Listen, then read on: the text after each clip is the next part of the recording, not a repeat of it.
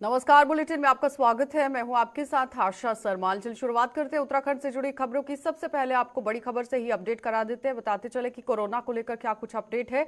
तो उत्तराखंड में लंबे समय के बाद कोरोना के 2 मामले सामने आए हैं। देहरादून के मैक्स अस्पताल में भर्ती रही एक 77 वर्षीय पुरुष की रिपोर्ट पॉजिटिव आई है। वहीं 72 वर्ष की महिला मरीज को भी कोरोना पॉजिटिव पाया गया है। तो कोविड के नए वेरिएंट जो कि JN.1 की पहचान के लिए दोनों संक्रमित मरीजों के सैंपल को जीनोम सीक्वेंसेस के लिए भी भेजा गया है। मरीजों को होम आइसोलेशन में रखा गया है। और साथ ही आपको बताते चले कि लगातार आपने देखा कि एक नया वेरिएंट किस तरह से सामने आया है, लेकिन अब देखना ही होगा कि उत्तराखंड के अंदर जो मामले सामने आए हैं वो नए वेरिएंट को मद्देनजर रखते हुए हैं या फिर किस तरह से हैं। तो सैंपल फिलहाल ले लिए गए हैं और अब देखना ही होगा कि रिपोर्ट क्या कुछ आएगी, क्योंकि उत्तराखंड में लंबे समय के बाद कोरोना के 2 मामले सामने आए हैं, जिसमें देहरादून के मैक्स अस्पताल में एक मरीज जो है वो भर्ती है और भर्ती रहे 77 वर्षीय पुरुष की रिपोर्ट यहां पर पॉजिटिव आई है। वहीं 72 वर्ष की महिला जो है उनकी भी रिपोर्ट पॉजिटिव आई है। तो वो कोविड के नए वेरिएंट यानी कि JN.1 की पहचान के लिए अब यहां पर संक्रमित मरीजों के सैंपल को जीनोम सीक्वेंसेस के लिए भेजा गया है। अब देखना ही होगा कि कब तक ये रिपोर्ट आती है और किस तरह से, अगर ये रिपोर्ट पॉजिटिव पाई जाती है तो फिर क्या पूरी ट्रैवल हिस्ट्री को यहां पर खंगालने की कोशिश होगी या नहीं, किस तरह से एहतियात बरतने की बात यहां पर डॉक्टर्स करेंगे।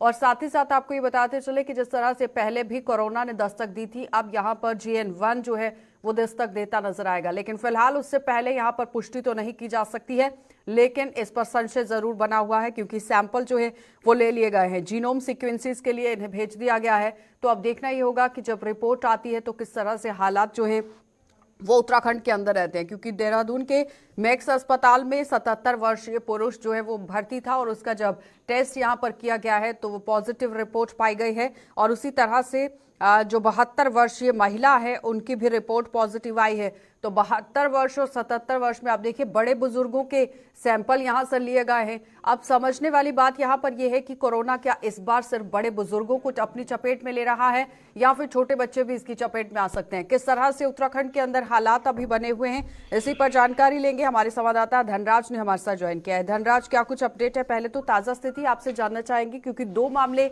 संक्रमित पाए गए हैं एक मैक्स अस्पताल के अंदर से। आप देखिए किस तरह से रिपोर्ट सामने आई है। जी बिल्कुल, देखिए जिस तरीके से देखा जाए कि उत्तराखंड के अंदर एक बार फिर कोरोना की दस्तक होने लगी है, क्योंकि अभी देखा जाए तो 2 लोगों में कोरोना की पुष्टि हुई है और जिससे कहीं ना कहीं स्वास्थ्य विभाग में हड़कंप मचा हुआ है। और स्वास्थ्य विभाग लगातार कहीं ना कहीं जो तैयारियां हैं कोरोना को लेकर वो यहाँ पर करता हुआ नजर आ रहा है, क्योंकि जिस तरीके से कहा जा रहा है कि जो नया वेरिएंट आया है ये बड़ा ही खतरनाक हो सकता है। और अधिकतर देखा जाए तो जो बुजुर्गों में अधिक कहीं ना कहीं ये असर कर रहा है। और इससे बचने के लिए एक गाइडलाइंस भी जारी की गई है स्वास्थ्य विभाग की तरफ से, और साफ तौर पे कहा गया है कि सभी लोग मास्क लगाएं और उचित दूरी बनाए रखें और इसके साथ ही सैनिटाइजर का प्रयोग भी करें। धनराज, अगर हम JN.1 की बात करें तो क्या वाकई में ये वही है या फिर कब तक रिपोर्ट आएगी जिसमें पता चल पाएगा कि किस तरह का ये वेरिएंट है? जी बिल्कुल, देखिए जिस तरीके से दोनों लोगों में ये पुष्टि अभी करना मुश्किल होगा कि ये नया वेरिएंट JN.1 है या फिर अन्य, क्योंकि अभी तक रिपोर्ट जो है वो नहीं आई है। लेकिन कहा जा रहा है कि आज शाम तक ये रिपोर्ट आ जाएगी और उसके बाद ये पुष्टि हो पाएगी कि आखिर कोरोना तो जरूर है लेकिन वो कौन सा वेरिएंट है, ये देखने वाली बात होगी और रिपोर्ट आने के बाद ही ये कंफर्म हो पाएगा। लेकिन अभी जिस तरीके से देखा जाए कि शुरुआती दौर में कहीं ना कहीं जो स्वास्थ्य विभाग है वो बड़ा सतर्क नजर आ रहा है, क्योंकि जिस तरीके से कोरोना के मामले काफी दिनों के बाद उत्तराखंड के अंदर देखने को मिले हैं, इस आगे इस तरह के मामले ना बढ़े उसके लिए लगातार स्वास्थ्य विभाग ने जो तैयारियां हैं दावा किया गया है कि तैयारियां माकूल कर ली गई हैं, किस तरह से बंदोबस्त रहा है और किस तरह से रहेगा अगर ये JN.1 वेरिएंट जो है वो निकलता है, तो किस तरह से कमर जो है वो प्रशासन की तरफ से पहले ही कसी गई है? जी बिल्कुल, देखिए जिस तरीके से स्वास्थ्य विभाग की यदि हम बात करें तो स्वास्थ्य सचिव आर राजेश खुद इसकी मॉनिटरिंग कर रहे हैं और सभी अस्पतालों की लगातार बैठक भी ले रहे हैं और उनको निर्देश भी दे रहे हैं कि किसी भी तरह की कोई दिक्कत किसी व्यक्ति को ना आए, उसके लिए तमाम व्यवस्थाएं की जाए। और आप देखिए जो स्वास्थ्य मंत्री हैं धन सिंह रावत, वो भी लगातार बैठ के ले रहे हैं और अधिकारियों को निर्देश उन्होंने भी दिए हैं कि अस्पतालों में जो दवाइयां हैं वो पूरी की जाएं और जो बेड हैं उनकी भी संख्या बढ़ाई जाए और इसको देखते हुए कहीं ना कहीं सभी अस्पताल अब अपनी तैयारियों में भी जुट चुके हैं। और कोरोना के यदि मामले इस तरीके से बढ़ते हैं तो कहीं ना कहीं वो एक चिंता का विषय जरूर होगा, लेकिन उससे निपटने के लिए स्वास्थ्य विभाग बिल्कुल क्योंकि तैयार है। WHO की तरफ से अलर्ट तो जारी किया गया है हर राज्य के अंदर कि काम करने की जरूरत है, इस पर ध्यान गड़ाने की जरूरत है, लेकिन फिलहाल देखना ही होगा कि रिपोर्ट क्या कुछ आती है। बहुत बहुत धन्यवाद धनराज जुड़ने के लिए। तो आपने देखा कि हमारे संवाददाता उत्तराखंड से हमारे साथ धनराज हमारे साथ जुड़े हुए थे, जो पूरी जानकारी दे रहे हैं कि किस तरह से ये वेरिएंट है। अभी फिलहाल सैंपल उठाए गए हैं, जीनोम सीक्वेंसेस के लिए इसे भेजा गया है। अब देखना ही होगा कि ये रिपोर्ट पॉजिटिव आती है या फिर नेगेटिव आती है। आगे बढ़ जाते, उत्तराखंड की धामी सरकार ने बड़ा फैसला लेते हुए भू कानून को और सशक्त कर लिया है। यानी कि उत्तराखंड में अब प्रदेश से बाहर के लोग कृषि या उद्यान के नाम पर जमीन नहीं खरीद सकेंगे। उत्तराखंड में जमीनों का खुर्द बुर्द करने की जो बढ़ती घटनाएं हैं उस पर रोक लगाने के लिए धामी सरकार ने ये बड़ा फैसला लिया है। वहीं सरकार ने भू कानून प्रारूप समिति की रिपोर्ट आने या अगले आदेश तक प्रदेश से बाहर के लोगों को जिलाधिकारी की अनुमति से मिलने वाली कृषि एवं उद्यान भूमि खरीदने की छूट पर रोक लगा दी है। तो बताते चलें कि राज्य से बाहर के लोग उत्तराखंड में डीएम स्तर पर मंजूरी लेकर धड़ल्ले से कृषि और उद्यान के नाम पर भूमि खरीद रहे थे, लेकिन अब सरकार ने इस पर पूरी तरह रोक लगाने का फैसला कर लिया है। बताते चले कि सीएम आवास में हुई मुख्यमंत्री धामी की अध्यक्षता में बैठक में ये बड़ा फैसला लिया गया।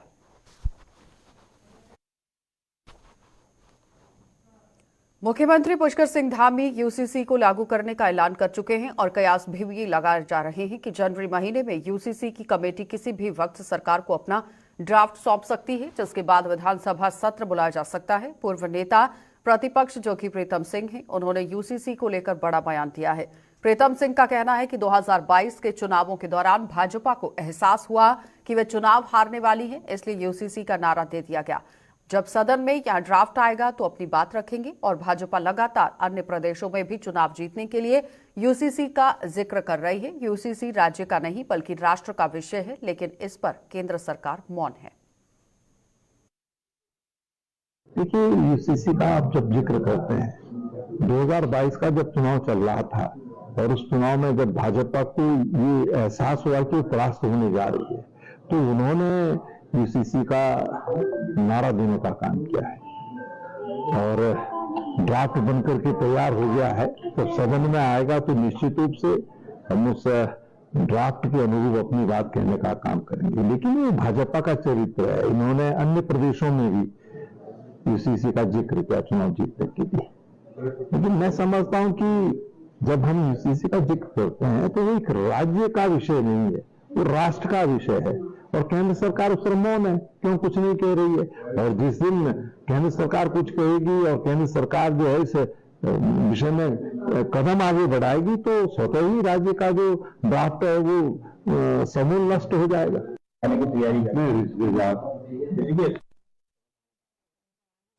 उत्तराखंड में अगले साल होने वाले लोकसभा चुनाव को जीतने के लिए भाजपा अपने सभी मोर्चों को मैदान में उतारने जा रही है और इसके लिए पार्टी ने 4 जनवरी को दून में संयुक्त मोर्चा पदाधिकारी बैठक बुला ली है। भाजपा प्रदेश महामंत्री आदित्य कोठारी ने बताया कि यह बैठक में पार्टी नेतृत्व की ओर से तय की गई रणनीति को पदाधिकारियों के साथ साझा किया जाएगा और फिर उसी के अनुसार सभी मोर्चों पर जमीनी स्तर पर प्रचार के काम शुरू करेंगे।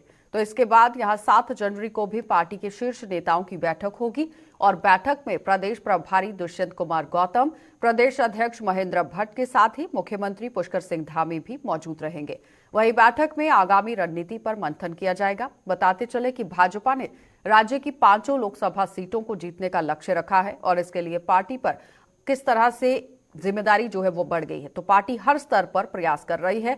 बूथ और पन्ना स्तर पर भी कार्यकर्ताओं को पहले ही एक्टिव किया जा चुका है। इसके बाद अब सभी मोर्चों पर पदाधिकारियों को भी एक्टिव कर उन्हें मैदान में उतारा जा रहा है।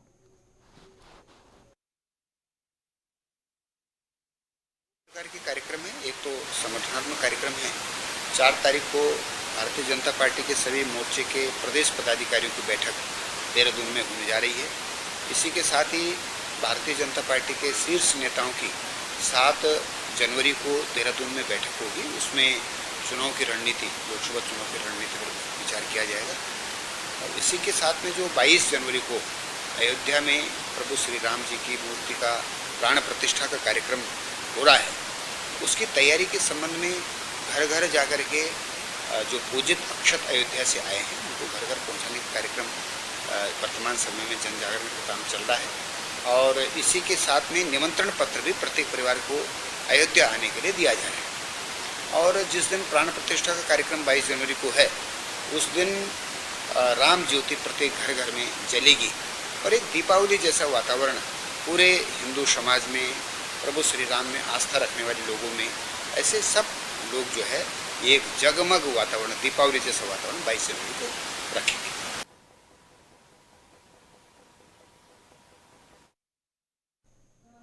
उत्तराखंड में राम के नाम पर सियासत गर्मा गई है। दरअसल उत्तराखंड में भाजपा श्री राम मंदिर प्राण प्रतिष्ठा के ऐतिहासिक मौके पर 22 जनवरी को दीपावली का उत्सव मनाएगी। वहीं कांग्रेस ने भाजपा के इस कार्यक्रम पर पलटवार करते हुए कहा कि सुप्रीम कोर्ट के आदेश के बाद राम मंदिर का निर्माण हो रहा है, लेकिन भाजपा राम के नाम पर भी राजनीति कर रही है, जो कि सही नहीं है। आपको ये भी बताते चले कि उत्तराखंड में भाजपा 1 से 15 जनवरी के बीच अयोध्या से आए हुए अक्षत कलशों का यहां घर घर पहुंचाना आरंभ करेगी काम। और साथ ही बताते चलें कि ये घर घर पहुंचाकर राम मंदिर दर्शन का आमंत्रण पत्र देने के बाद आप देखिए किस तरह से काम रहेगा। 22 जनवरी को अपने आसपास के सभी मंदिरों में भजन कीर्तन का आयोजन करेगी। साथ ही बीजेपी कार्यकर्ता अपने घर के मंदिर में 5 दिए जलाकर समूचे घर में यहां दीपावली की तरह साज सज्जा करेंगे।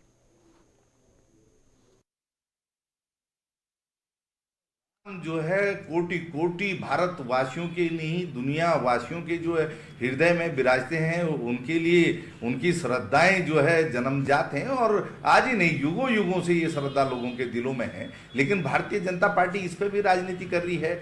माननीय सर्वोच्च न्यायालय के निर्देश पर दिव्य भव्य राम मंदिर बन रहा है, सरकारी पैसा उसमें लग रहा है, लेकिन भाजपा अपना पीठ थपथपाने का काम कर रही है। भारतीय जनता पार्टी ये नहीं बता रही है कि राम मंदिर के निर्माण में उसका योगदान क्या है, मोदी जी का योगदान क्या है। ये सर्वोच्च न्यायालय के योगदान को नकारने का काम कर रहे हैं। लोगों के दिलों में तो भगवान राम की ज्योत वैसे ही हर दम जो है प्रज्वलित रहती है, फिर इसका भाजपाईकरण क्यों किया जा रहा है, ये लोगों की समझ में नहीं आ रहा। और राम मंदिर के नाम पर जो रथ यात्रा निकाल के अडवाणी जी के दौर में आपने अरबों खरबों रुपया इकट्ठा किया था, उसका हिसाब आज तक आपने जनता को नहीं दिया। और अभी भी जो चंदा जो है राम मंदिर के नाम पर आप इकट्ठा कर रहे हैं, घर घर आप चावल पहुंचा रहे हैं, तमाम काम कर रहे हैं, तो उसका हिसाब किताब भी आपको देश की जनता को देना चाहिए। राम के नाम पर राजनीति करके आपने तमाम सरकारें बना ली, लेकिन जो है आपने जो है कोटि कोटि जो भूखे लोग हैं, गरीब लोग हैं, जो आज भी जो है विकास के मामले में पिछड़े हुए हैं, उनके लिए सरकार ने क्या किया, इसमें जो है सरकार जो है कुछ बोलने से हिचकती है ना जवाब। 22 जनवरी का दिन सभी सनातनी भाई बहनों के अंदर, पूरे विश्व के अंदर जो निवास करने वाले हैं, वो ऐतिहासिक दिन है। भगवान श्री राम की उस दिन वहाँ पर विराजमान होने वाले हैं, जिसमें मुख्य अतिथि हमारे आदरणीय प्रधानमंत्री जी रहने वाले हैं। उस दिन को दीपावली के रूप में पूरे सभी सनातन धर्मावलंबी और जिनके राम के प्रति आस्था है, उसे दीपावली के रूप में मनाने वाले हैं।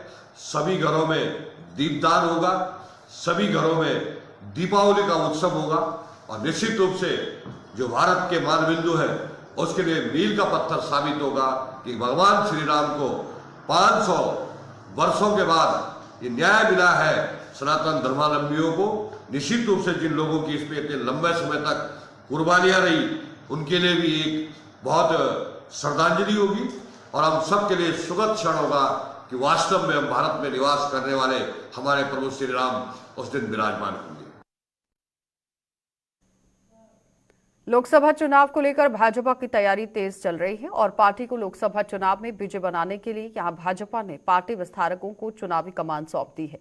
तो भाजपा प्रदेश मुख्यालय सचिव यहां कौस्तुभानंद जोशी ने कहा कि हर चुनाव बीजेपी के विस्तारकों की अहम भूमिका रहती है, जो हर बूथ, हर मंडल और हर शक्ति केंद्र से लेकर प्रत्येक विधानसभा की हर क्षेत्रों में जाकर पार्टी के पक्ष में प्रचार करते हैं। तो जोशी ने बताया कि बीजेपी अपनी सबसे निष्ठावान कार्यकर्ताओं को ही विस्तारक की जिम्मेदारी देती है। उन्होंने बताया कि जल्द ही सभी विस्तारक अपने अपने विधानसभा क्षेत्रों में निकल जाएंगे और पार्टी के पक्ष में चुनावी प्रचार करेंगे।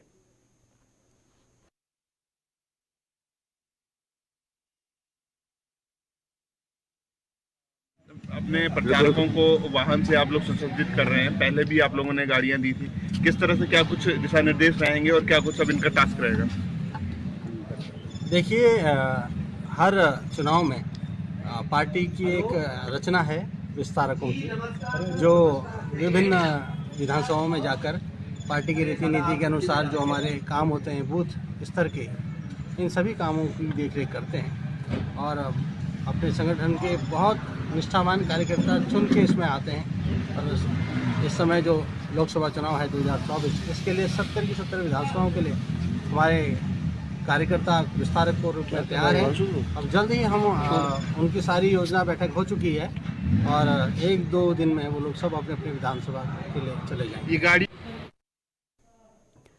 उत्तराखंड क्रांति दल ने 2000 से ही मूल निवास 1950 लागू करने की मांग की है। इसके बाद यहां दीनदयाल पार्क देहरादून में ही धरना दिया गया और इस दौरान दल के संयुक्त जो कि एनपी जुयाल हैं, उन्होंने कहा कि उत्तराखंड में 2000 से भी ज्यादा और पूर्व मूल निवास प्रमाण पत्र मिलता था, लेकिन 2001 के बाद नई सरकार ने नए निवास प्रमाण पत्र व्यवस्था बनाकर यहां पर स्थायी निवास प्रमाण पत्र दिया जाने लगा। इस पर काम किया और इस व्यवस्था से बाहर से आने वाले लोगों और मूल निवासियों को एक ही श्रेणी में रखा गया, जिससे मूल निवासियों के हक में होने वाली नौकरियां एवं अन्य योजनाओं का लाभ राज्य से बाहर के लोग उठाने लगे, जबकि राज्य का मूल निवासी ठगा हुआ महसूस करने लगा।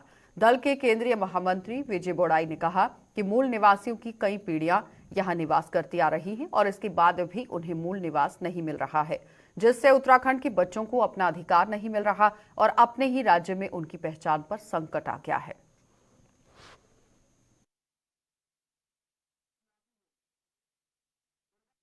सरकार बार बार बैठक बना रही है, हर बार कहती है हम समिति बना रहे हैं, समिति बना रहे हैं। और विगत 23 साल में, क्योंकि हमारी पहचान क्या है, हम आगे मूल निवासी और अपने बच्चों को रोजगार के लिए, यहाँ के विकास के लिए हमने एक लड़ाई लड़ी थी, राज्य प्राप्त किया था। और राज्य बनने के 23 साल बाद तक आज हमारी मूल निवास, हमारी पहचान खत्म कर दी। भारतीय जनता पार्टी कांग्रेस ने बारी बारी से स्थायी निवास हम पे थोप कर, अभी कर्ण मेहरा जी का एक बयान हमने पढ़ा था कि साहब उस पर मूल निवास पे और स्थायी निवास पे उसकी समीक्षा करनी पड़ेगी। 10 साल तुम सरकार में, तुमने समीक्षा क्यों नहीं कर पाए? क्या कर रहे थे? और रैली में आए, तुम्हारी प्रवक्ता रैली में अगर आओ तो खुल के आओ ना, चोरी से क्यों आ रहे हो? झंडे लेके आओ, खुले दमदार कर। अगर आप वास्तव में मूल निवास और भू कानून के पक्षधर हो तो खुल करके आइए। आपकी सरकार रही, भारतीय जनता पार्टी करी, हम राधा रतूड़ी की उसमें अध्यक्षता में समिति में, राधा रतूड़ी 2 महीने में सेवानिवृत्त होने वाली। हल्द्वानी में कुमाऊं कमिश्नर दीपक रावत ने जीएसटी के ऑफिस में छापेमारी की है और कमिश्नर की छापेमारी से विभाग में हड़कंप मच गया है। सारे कर्मचारियों और अधिकारियों में हड़कंप देखा गया और कमिश्नर दीपक रावत ने बायोमेट्रिक हाजिरी को चेक किया है। इस दौरान यहां जीएसटी के अधिकारी मौके से गायब दिखे। कमिश्नर दीपक रावत ने पत्रकारों से बातचीत करते हुए बताया कि मुख्यमंत्री पुष्कर सिंह धामी द्वारा ये निर्देश दिए गए हैं कि समय समय पर सभी सरकारी ऑफिस में चेकिंग अभियान चलाया जाए ताकि ये पता चल सके कि ऑफिस के अंदर कितने लोग पहुंचे हैं और कितने कर्मचारी काम कर रहे हैं या नहीं काम कर रहे हैं, क्योंकि सरकारी ऑफिस में पब्लिक से जुड़े कई मामले सामने रहते हैं। ऐसे में उनको जरूरत है कि सभी कर्मचारी और अधिकारी समय पर मौजूद रहे। कुछ अधिकारी मौके पर गायब दिखे हैं, उनसे भी स्पष्टीकरण मांगा गया है।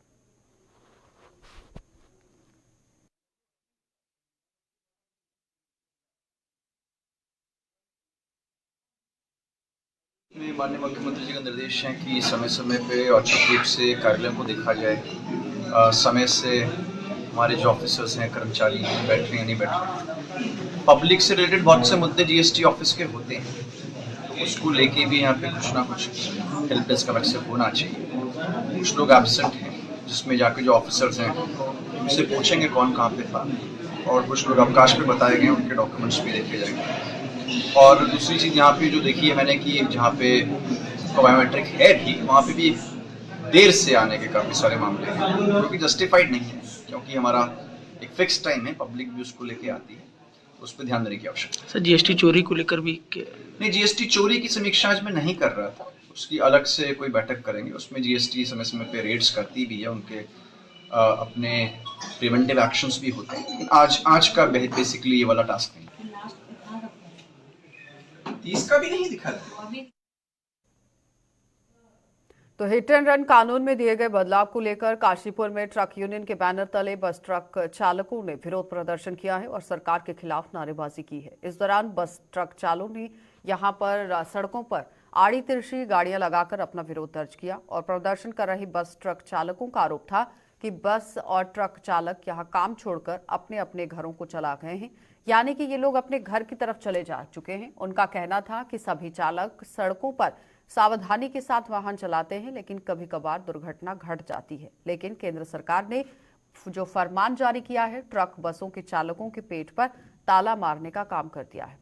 यहाँ पर वाहन चालकों के अनुसार अगर वाहन हादसे का शिकार होता है तो पुलिस नाके पर पहुंचने से पहले ही जनता वाहन चालक को मार डालेगी, यानी कि जिस तरह से हिट एंड रन के जो केसेस होते हैं उसको लेकर एक कानून लाया गया है। लगातार इन लोगों के अंदर विरोध देखा गया है, लेकिन फिलहाल आप देखिए इस कानून को लाने का मकसद कि किस तरह से यहाँ पर सड़क हादसों पर रोक लग सके।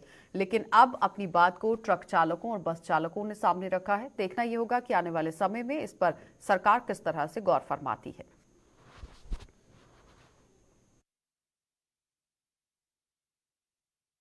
साहब ये बीमे इन्होंने 3-4 हजार के बीमे थे, आज 50-60 हजार के बीमे करा दिए। ये एक्सीडेंट की वजह से तो है, जो एक्सीडेंट होएगा तो ये बीमे वाले भुगतेंगे। यदि ये ड्राइवर और कंडक्टर भुगतने लगे या मालिक भुगतने लगे तो ये तो खजाना ही खाली हो जाएंगे, तो काम ही क्या करेंगे ये। कोई बीमा नहीं भरेगा, कोई फिटनेस ही करेगा। फिटनेस 3000 की फिटनेस थी, 15 हजार की फिटनेस कर दी इन्होंने। कभी ये लगा जो सब चीज फ्री कर दो ना, तो फिर सजा भी आपने आप भुगतेगा। जब कुछ नहीं होगा तो अपना बीमा कंपनियां बंद करो ये सब। ये कहना है सर कि 3 दिन के लिए बिल्कुल चक्का जाम करा गया है देश में, और वो इसलिए किया गया है कि जो केंद्र सरकार ने कानून बनाया है हिट एंड रन का, उसको किसी तरीके से नहीं माना जाएगा, क्योंकि वो ड्राइवर के हित में नहीं है। क्योंकि अगर ड्राइवर ट्रीटमेंट के लिए एक्सीडेंट होने के बाद ट्रीटमेंट के लिए लेके आता है तो उसको पब्लिक मार देगी। होता अक्सर यही है, पब्लिक मार देती है उसको, और अगर वो नहीं बचाता है, भागता है, तो सरकार मार रही है। 10 साल की सजा अगर ड्राइवर काटेगा तो वो क्यों गाड़ी चलाएगा, और उसके पास अगर 5 लाख रुपए होंगे तो वो क्यों गाड़ी चलाएगा। कोई भी बिजनेस कर सकता है, तो इसलिए ड्राइवर गाड़ी चलाने को राजी नहीं है। ड्राइवर सब गाड़ी छोड़ के जा चुके हैं यहाँ से, कोई ड्राइवर रुकने को राजी नहीं है, कोई ड्राइवर गाड़ी चलाने को तैयार नहीं है। अगर ये कानून वापस होता है तभी ट्रांसपोर्ट चलेगी, अन्यथा ट्रांसपोर्ट बंद रहेगा। ना ही कोई भी सामान की आवाजाही बंद होगी, सब किसी भी हाल में नहीं चलेगा। यूनियन यहाँ पर ढेला पुल पर है, हमारी एसोसिएशन है, और इसलिए हमने हड़ताल कर रखी है, क्योंकि 3 दिन से पूरे दिल्ली से एसोसिएशन ट्रक एसोसिएशन से जो पत्र निकला है कि हड़ताल करनी है, पूरे देश में ये हड़ताल चल रही है। और इसलिए जो कि ड्राइवर के लिए 10 साल की सजा, 5 लाख का जुर्माना इन लोग बीजेपी सरकार ने निकाला है, ये बहुत गलत निकाला। इसीलिए पूरे देश में इसकी हड़ताल कर रखी है, और ना हम किसी फैक्ट्री को गाड़ी दे रहे हैं, ना किसी सामान वाले को, कुछ भी आना जाना सब बंद कर रहा है। हमारे कैंटर यूनियन ने ये फैसला कराया कि हम इसका साथ देंगे। पूरे देश में जो हड़ताल चल रही है, इसीलिए हम जो है ये सब बंद कर रखा है, ना गाड़ी भेजेंगे ना फैक्ट्री को देंगे। और 10 लाख रुपए का जो जुर्माना डाला है, जो काला कानून सरकार ने निकाला है, इसको वापस ले, नहीं तो हम इसी तरीके से हड़ताल चलाएंगे और अपनी गाड़ियां बंद रखेंगे, क्योंकि ये हड़ताल जारी रहेगी। हमारे ड्राइवर गाड़ियां छोड़ के चले गए हैं, जब ड्राइवर ही चले जाएंगे तो ये गाड़ियों का क्या होगा, ये खड़ी रहेंगी, क्योंकि 10 लाख रुपए या 7 लाख रुपए वो कहां से देगा, और 10 साल की सजा वो काटेगा तो उसके बच्चों को कौन पालेगा। ये कानून पहले कभी नहीं निकला था, ये अभी निकाला है। ऐसा नहीं हो सकता। हम इंश्योरेंस देते हैं, टैक्स देते हैं, मगर इस चीज के हम वो नहीं है, इसलिए हम इसका विरोध प्रदर्शन करते हैं, और हम अपनी गाड़ियां खड़ी रखेंगे। चलिए, बुलेटिन में फिलहाल इतना ही। आप बने रहिए गुलिस्तान न्यूज के साथ।